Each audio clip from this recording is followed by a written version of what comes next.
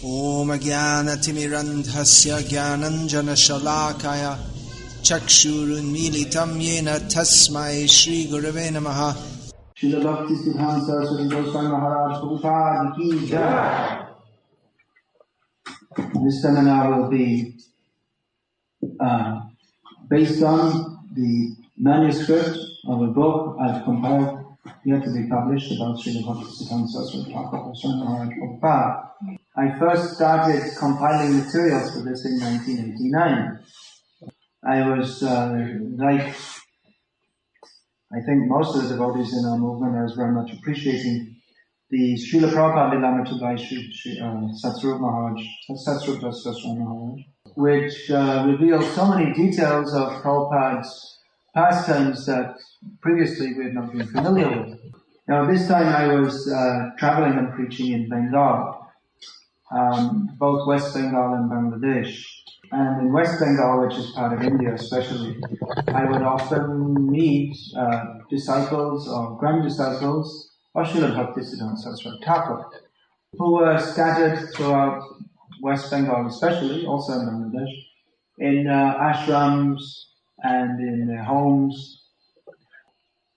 And when I met them, they would often tell me some different stories of Bhaktisiddhanta Saraswati Thakur, which of course were very wonderfully enlivening and instructive also. So the idea grew in my mind of making a more extensive biography of Srila Bhaktisiddhanta Saraswati than to that they've been compiled, based on the idea of the Prabhupada Lilamrita. Probably most of you're familiar with the small book called Prabhupada in Russian, but actually the original book in English is a very big 6-volume edition with many, many anecdotes of Prabhupada. So I thought to compile such a book on Srila Bhaktisiddhanta Saraswati Thakur also. Now, there were already several biographies published in Bengali and one in Oriya language also. And one of the Bengali editions had been translated into a very poor kind of English. However, I found that these biographies, they were mostly collections of dates and places and events, which was also nice, no doubt. But it didn't leave such a strong impression as the Prabhupada Lilamrita did, because through this so many different anecdotes, we really felt that we came to know something about Prabhupada as a person.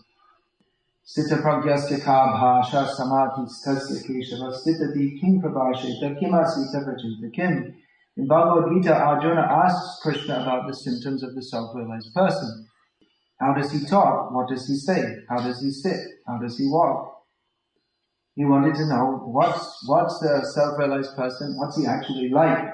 Now, of course, a self-realized person cannot be known simply by describing or analyzing him. There's a very interesting thing which Bhaktisiddhanta Saraswati Thakur once said to his disciples. Because naturally, as his guru, he was always speaking and instructing them. Ami bhavchi tumra shuncho kintu amade madde ekta pak chale jatse. He said that I'm speaking and you are hearing, but there is a gap between us.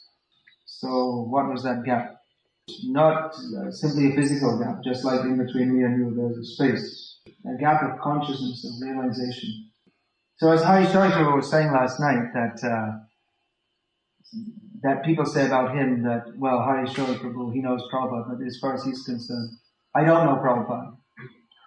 Jananta eva janantu kimba hutyaname prabho manaso vapaso vacho vaibhavam tavagocharaha. Lord Brahma said about Krishna that some people may think that they may say that they know you. Let them speak like that. But as far as I'm concerned, neither by bodily, vocal or mental activities is it possible to understand your glories. So like Krishna, his pure devotee is also unlimited, and to know him, especially for persons of very limited consciousness like ourselves, we cannot know them. Nevertheless, by beginning to know them, by hearing about them and trying to follow in their footsteps and seeking their blessings, then we can begin to know them. and such persons can introduce us to Krishna. Such persons come to this world to introduce us to Krishna. It is impossible for us to understand Krishna by any other means except by the mercy of the great devotees. So Bhaktisiddhanta Vaibhava, he was a ray of Vishnu. He came to this world to pick up devotees, to pick up conditioned souls and bring them back to God. You can see he had a tremendous impact on the world. The disciples, I met many of his disciples who were still living at that time. And even though Saraswati Thakur had passed away long before, it was obvious that he was still such a major influence in their lives. I met several of his disciples. In the same manner, the Prabhupada Vedamrita, one of the main methods of collecting information for that was interviewing Prabhupada's disciples and others who had had interaction with Prabhupada. So I thought to use the same technique. I had to find out the few disciples that were still remaining, of which there are maybe only 4 or 5 in the world at the present time. Now there were various difficulties in collecting this information. Apart from the difficulties of finding out who the disciples were and where they lived, and the various difficulties in tracking them down and going by train and bus and rickshaw and horseback and foot and so many ways to try and find them. But one of the main difficulties was that most of the disciples I met had very little association with him. Because it's just like most of Prabhupada's disciples, they didn't actually have much personal association with him. They didn't see him very much. And many of them you can imagine that these were the last who were still present in this world. So many of them had joined when they were very young, and shortly after they'd been initiated, Saraswati Thakur had passed away. So many of them didn't know much more than what was already written in various books. And that was, of course, that was another of my sources of knowledge. Was going through there's a lot of literature in Bengali either written by him or about him. Yeah. So I consulted some of that, but there are still oceans more, huge volume of literature of this still untranslated. So anyway, I was conducting these interviews, but another problem is that several of the devotees I met, they didn't want to talk to me about this. Many of them, when they wanted to talk to, they either didn't want to talk to me at all, or they wanted to talk about other things. I'd ask them about Saraswati Thakur, and they'd speak for 1 minute, and then they'd go on and talk about something else completely different, and I couldn't get on the subject. I actually found the householder devotees much more accommodating to me than the sannyasis. For some reason or other, I found that. So anyway, I was going here and there, and I was getting a few odd anecdotes here and there. Until one devotee in Mayapur, who's from Kathak in Orissa, he asked me, well, have you seen Dr. Shekhar Prabhu? And I said, no. So he told me, you go and see him, he'll help you. He knows so many stuff. So I went to visit him. He had joined the Mutt at a young age when he was 16. And actually Bhaktisiddhanta Vaibhava, as he did with many young boys who joined the Mutt, he took special care of them. And he had been very affectionate to Jyoti Shekhar. Usually Jyoti, not Jyoti. Jyoti means light, and Jyoti is the Oriya come Bengali pronunciation of Yati. And it appeared that he'd been a very observant young boy, and he had kept his eyes open and ears open and seen so many things and heard so many things and remembered so many things. So he was living at home and chanting Hare Krishna, and all his family, after leaving the Mutt, he had become married, and all his family members were all devotees. Every evening his family members would join together and chant songs of Bhaktivinoda Thakur. They all knew all the songs of Bhaktivinoda Thakur by heart, and that's quite good because there are a lot of songs. So he was, at first, he was a little hesitant, but after some time he understood my purpose. When I explained to him what I wanted to do, and then he was very happy. I told him I want to collect anecdotes that people have personally seen, that you've seen, you've heard, your own personal interactions with Saraswati Thakur. I said I want to publish this for the benefit of the world in general and the Vaishnavas in particular. It will be very valuable and instructive. So Jyoti Shekhar Prabhu told me, yes, I can tell you many such anecdotes. So I sat down with him under the thatched roof of his temple. Temple means his home temple, small. And for about 2 hours in the morning and 2 hours in the evening for 3 or 4 days, he told me so many things. And I would ask questions and prompt him. And he understood my purpose, and he didn't go off the point unless I asked him about some particular thing. But he would concentrate on just giving one story after another, after another, after another. So after 3 or 4 days, he said, okay, that's all for now. You come back again after some time. And I went away, and after a few months I came back, and he'd written down a whole list of so many things. After you came again? Yeah. He said, I can't remember them all at once, but whenever something comes in my mind, I make a note. So in this way, I visited him maybe, I don't know, maybe 8 times, 10 times, 12 times, and for a few days at each time, and each time he would tell me so many things. And once he took me to a place in the middle of the Mahanadi River outside Cuttack, where there's an island, and on the island there's a big rock where you can see the imprint of Chaitanya Mahaprabhu's foot. And we had many discussions also. He was a lifelong follower of Ananta Vasudeva. Yeah. Who's probably the most controversial figure in Gaudiya Math history. Undoubtedly the most controversial. Who is... Anyway, there was much discussion on different points of philosophy based on that, on his following of Ananta Vasudeva, controversial, some controversies. So on certain points we had very severe differences of opinion, but nevertheless we were united in the purpose of wanting to broadcast the glories of Saraswati Thakur. Once he said to me that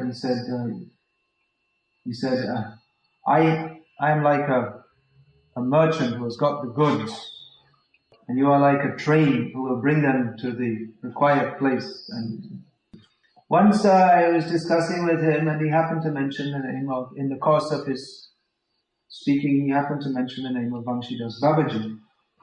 So I remember I'd seen the name of Vangshidas Babaji Maharaj in a calendar, Vaishnava calendar, but I didn't know anything else more about him than that. And no one else that I'd spoken to also, they also didn't know anything about him. So when he mentioned the name of Vangshidas Babaji Maharaj, I said, do you know anything about Vangshidas Babaji Maharaj? Da. So, yes, he said in English. So I said, well, could you tell me something about him? Yes. And the result is that book on Vangshidas Babaji Maharaj. He'd actually written a book himself in Oriya about Vangshidas Babaji Maharaj. And he personally translated that into Bengali in handwriting for me, because I don't know Oriya, but I know Bengali.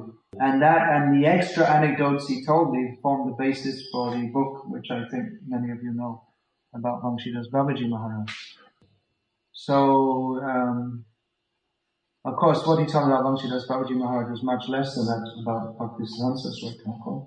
And vast resources of information about Bhakti Thakur.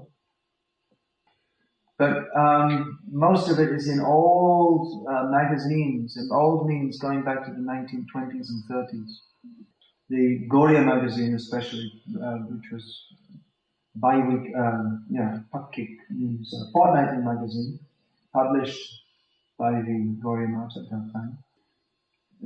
So this and other sources I've been researching over these years. It's been a long time since I've been on it. But at some point I thought I should publish the book instead of just going on researching. So hopefully when I get back to India in a few days I can work on actually getting it printed, as the final proofreading is supposed to be going on now. Now, one interesting thing about, I was saying there were various biographies published. Now, there's one interesting point about them, is that most of these biographies were published by different sects or different, what we might call splinter groups of the Gaudiya Math. So although the basic history is the same, it's presented somewhat differently in the various biographies.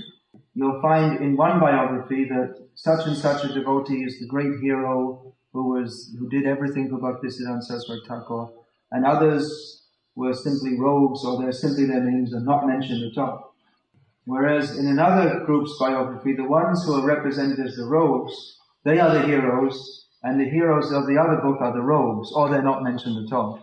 They simply don't exist. Because after Saraswati Thakur passed away, there was severe infighting within the Gaudiya Math. As Saraswati Thakur told his disciple, Abhay Charanara Vindadas, who we now know as Srila Prabhupada, he told him, Agun jalve, fire will burn. He was talking about the Gaudiya Math. He said the fire will burn, that the fire of sectarian interests will blaze up and consume the mission. So practically that happened. And after Saraswati Thakur passed away, there were two major groups who fought with each other. And there were court cases and physical fights and a few murders also. So a very bitter feeling was generated. Therefore, the biographies that were written, they were very biased actually. So it was very difficult for me to, you can imagine it's very difficult for me to get actual subject or objective opinions or objective analyses of what actually happened during that period. Even if an incident happens, if you ask 5 different people, 5 minutes later, you'll get 5 at least slightly different versions. So you can imagine what it's like asking people more than 50 years after the events. Plus, people's memories tend to be influenced by what their opinion is. So it's a very sensitive subject, writing about Saraswati Thakur. Because whatever you write, various followers are going to be displeased. Unless you write a completely biased account, then everybody will be displeased. If you write a biased account, then one side will be pleased and the other side totally displeased. And if you try to write a balanced account, then both sides will say you're favoring the other side. So, notwithstanding that, I took up the difficult task of trying to write a biographical,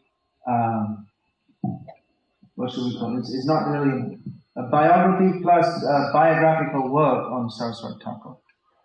Now, before I start telling anecdotes, let's try and see the background in which Saraswati Thakur was present and preaching.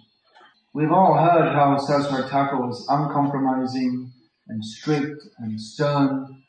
He was a fighter for the truth. He didn't believe in compromise even slightly. He said, he who compromises is finished. Now, we very much admire his austerity and his strictness and his firm determination to only stick to the truth. But we may be surprised, why was he so strong? Was it really necessary? There seems to be a certain difference between Bhaktivinoda Thakur and Bhaktisiddhanta Saraswati Thakur. One of the differences being that Bhaktivinoda Thakur, in his writings, he pointed out the defects of wrong philosophies and misrepresentations of Vaishnavism. But in his personal dealings and his preaching, he was very polite with people. And even his writings, although he pointed out the defects, he was relatively polite about it. According to the well-known saying of Manu, Satyam bruyat priyam bruyat ma bruyat apriyam satyam. He said that Satyam apriyam. He said that Manu writes that one should speak truthfully and pleasantly, and one should not speak a truth, even if unpleasant, one should not broadcast it. One should or shouldn't? One should not, mabruvat satyam apriyam, even if it's unpleasant, one should not broadcast an unpleasant truth. Sastra Thakur, he didn't adhere to that, not broadcast the unpleasant truth. Unlike Bhaktivinoda Thakur, he didn't make friends with people who were misrepresenting Krishna. He did not adopt any indirect means of presenting Gauriya Vaishnavism. In English there's a saying, to call a spade a spade. Do you have a similar saying in Russian? Yeah. You could call a spade a manual earth-lifting instrument. If you call a spade, it's very clear what it is. So Bhaktisiddhanta Thakur used to openly say that people are rascals, fools, nonsense. Like father, like son. His spiritual son, Bhaktivedanta Swami Prabhupada, had the same propensity. So Bhaktisiddhanta Thakur, he made many enemies. You can imagine if you call people rascals and cheaters, and even more so, if people are cheating others and making plenty of money out of it, and if you point that out and then their cheating stops, they'll be very upset to lose their money and their prestige. But let us try to visualize the situation in Bengal and in India at that time. In many ways it was a very different world to the one we live in now. There was no intercontinental plane travel. The railway network was a very modern introduction. Even the radio was very new. Jyotishekhar Prabhu, who lived in Cuttack, told me that at that time when he was a boy, there was only one radio in the whole of Cuttack. One radio receiver. That was the capital. Well, no, not at that time. The world was ruled by the British. It means they were dominant in the world in a way which it's not comparable even to America at the present time. They were directly ruling most of the world. And India was considered the jewel in the British crown. India was very much more traditional then than nowadays. Although India in general and Bengal in particular was going through many cultural changes due to the influence of the British. And most of the young Bengali intelligentsia, they were educated in English medium. And under the British influence, they considered their own culture inferior. They were much enamored by Western and particularly British literature, art, religion, philosophical outlook, and so on. Now, apart from that, even among the Bengalis, even without that British influence, the cult of Chaitanya Mahaprabhu was considered very low class. In India, the concept of high class and low class is very much part of the culture. I think not so much in Russia. It's all one class, communist, low class, lowest class.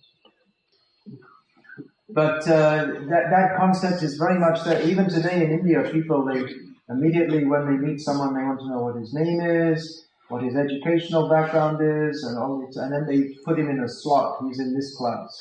They mentally put him in a slot. So among educated people or high-class people in Bengal, Chaitanya Mahaprabhu's movement was generally considered to be something for very low-class people. Now, actually, historically, many people who were considered low-class were brought into Chaitanya Mahaprabhu's movement. Dino, Yino, Joto, Chilo, Harinami, Udharilo, those who were very fallen, they were lifted up by the holy name. And one of the particular contributions of Chaitanya Mahaprabhu is that he made Krishna consciousness available to everyone, regardless of caste. So many high caste people, they didn't like this. That we should, we're from high caste, then why should we be considered on the same level as these low caste people? And many low caste people took to Krishna consciousness, being attracted by the chanting of Hare Krishna, and also being attracted by the social egalite that is offered. But in course of time, for various reasons, actually because the leaders of the Krishna conscious movement themselves became corrupt, therefore the cult of Chaitanya Mahaprabhu mostly became corrupted. Going against the whole teachings of Chaitanya Mahaprabhu, certain persons from the Brahmin caste claimed for themselves the hereditary right to be gurus. And because these so-called gurus were more interested in getting donations and respect from their disciples and giving them spiritual instruction, therefore everything deteriorated. So they didn't mind to tell people, yes, it's okay, you can eat flesh and you can do whatever you like, just keep on giving me money and I'll give you donations. And we'll all be happy. Blessings. Yeah. So this was a major form of deviation within Chaitanya Mahaprabhu's movement. And there are also persons who misrepresented Chaitanya Mahaprabhu's exposition of the highest love of Radha and Krishna to fulfill their own carnal lusts. So there are many people claiming to be Gauriya Vaishnavas, but who are actually simply lusty rascals. And they invented such things as, for instance, Kishori Bhajan. Kishori means a young girl, and Bhajan means process of worship. As Krishna is famous for consorting with the Vraja Kishoris, which means the young girls of Vrindavan. So certain rascals, they would also do their worship using some certain Kishoris. And in this way, introduce illicit sex into the cult of Chaitanya Mahaprabhu. Because illicit sex in India at that time, and even at present, is socially reprehensible in India. But religion is, and even more at that time was, highly regarded. So their trick was to disguise illicit sex as a highly religious act. But naturally, more discerning people abhorred this. So Bhaktisiddhanta Thakur appeared as Araya Krishna. Bhaktisiddhanta Thakur, he was preaching Krishna consciousness. He was the first to turn the tide away from the disparagement of Krishna conscious by educated and more cultured people. Disparagement? Disparagement means putting it down, speaking against it, being against it. Disparage, you can look at. No, the whole thing I didn't understand. No. Bhaktisiddhanta Thakur was the first to turn the tide against the disparagement of Gauriya Vaishnavism by the educated and cultured people of the time. But he prayed to Krishna that, I can't do this work alone, you please send your representative. Of course, Bhaktisiddhanta Thakur himself is a representative of Krishna. But in his humility, he prayed for another representative to come. The acharyas, they're very kind, they don't do everything, they leave some work for us to do, the next generation. So Bhaktisiddhanta Saraswati Thakur appeared in answer to the prayers of Bhaktivinoda Thakur. And from the very beginning of his life, he demonstrated intense devotion to Krishna. At the age of 5 years, there's the well-known incident where Bhaktivinoda Thakur brought some mangoes to his home, brought from the bazaar. And the young boy, Bimala, that was his name at home, Bimala Prasad, he took one of the mangoes. Bhaktivinoda Thakur used to worship Giridhari Shila at home. And he chastised the young boy that, why are you taking food that's not offered to the deity? Don't you know that's an offense? So the boy vowed on the spot, I have made an offense, I will never eat mango. At such a young age, he had such a sense of Krishna consciousness. And he stuck to that vow throughout his life because of that unknowing mistake as a young child. And actually, people would bring gifts to sadhus, and fruit is the very common gift to bring to a sadhu. And mango is the king of fruits. So during the season, actually people would bring mango. But he would say, no, I am an offender, I cannot take it. Even if there was an offense, just for the sake of argument, let us say if there was an offense, that had been wiped out hundreds and millions and billions of times by his preaching and his firmness in devotional service. But he can say, no, I cannot do that. This is called nishtha, firm determination. So this was the background in which Saraswati Thakur appeared. Probably most of you have read that book, Ray of Vishnu. Who has read that? Yeah, that's actually the main body. The biography in that book is 95% taken from one of the biographies I was saying, which was published in Bengali and then translated very poorly into English. So that was re-edited and put in better English, and that is the basic substance of that book. So I won't tell much from that book, but having given some background, starting from tomorrow, I'll start to tell some various anecdotes.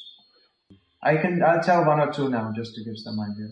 That one headmaster of a school came and asked him for initiation. Of course, in those days, headmaster of a school was a very highly respected person, because teacher means like a guru, and there weren't so many schools in those days either. So this teacher happened to have a long beard. So Bhakti Saraswati Thakur said, yes, you can take initiation, but you have to shave off your beard. So he said, well, I've been growing my beard for a long time. But he said, so Saraswati Thakur, you have to decide which is your priya. Priya means that which is very dear. Your beard or Krishna? So he chose his beard. He didn't take initiation. It's a good test. Prabhupada also, he generally insisted that, at least for initiation, male devotees shave their heads.